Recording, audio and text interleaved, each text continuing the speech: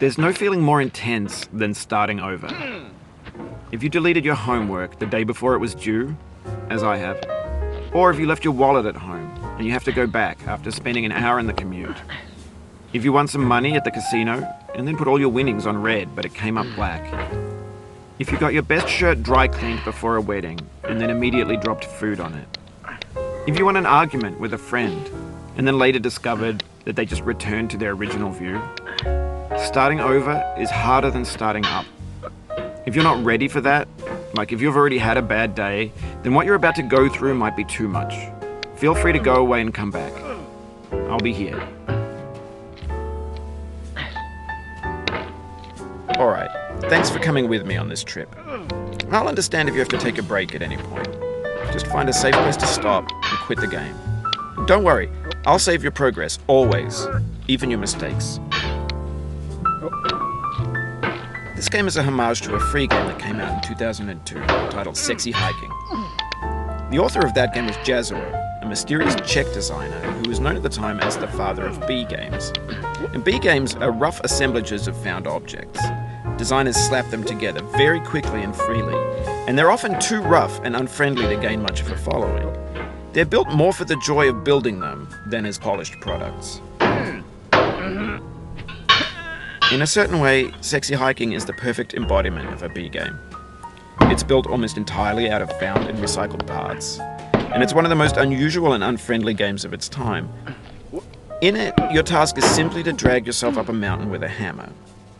And that act of climbing, in the digital world or in real life, has certain essential properties that give the game its flavor. No amount of forward progress is guaranteed. Some cliffs are too sheer or too slippery.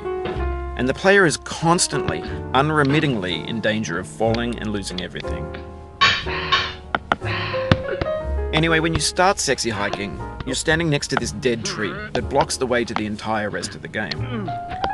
It might take you an hour to get over that tree, and a lot of people never got past it.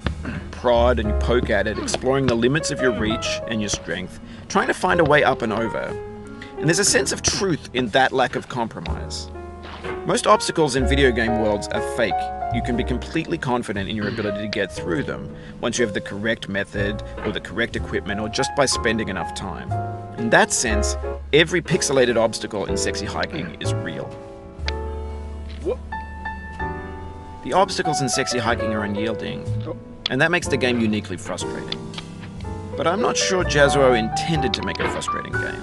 The frustration is just essential to the act of climbing, and it's authentic to the process of building a game about climbing. A funny thing happened to me as I was building this mountain.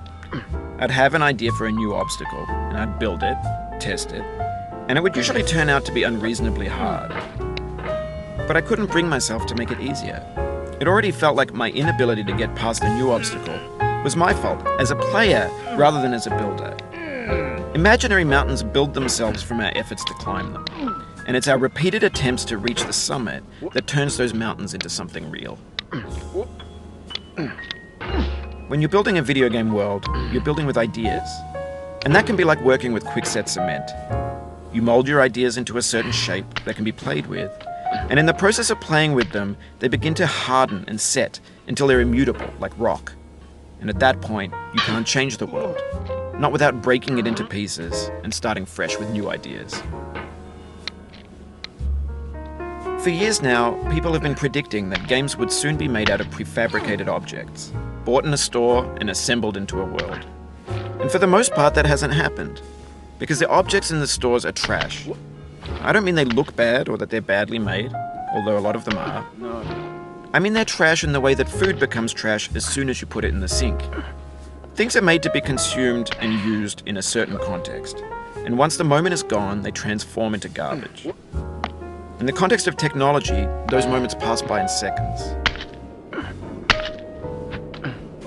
Over time, we've poured more and more refuse into this vast digital landfill that we call the internet. It now vastly outnumbers and outweighs the things that are fresh and untainted and unused.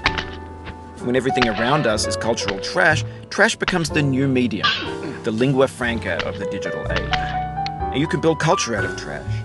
But only trash culture. B games, B movies, B music, B philosophy. No. Maybe this is what digital culture is.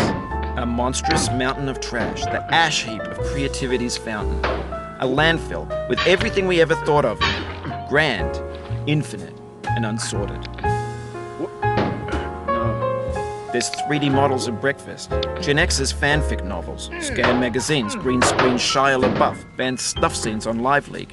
Facebook's got lifelike bots with unbranded adverts and candid shots of Kanye and Taylor Swift mashups, car crash epic failed GIFs, Russian dashcam vids, discussions of McRibs, discarded, forgotten, unrecycled, muddled, rotten, untitled. Everything's fresh for about 6 seconds, until some newer thing beckons, and we hit refresh.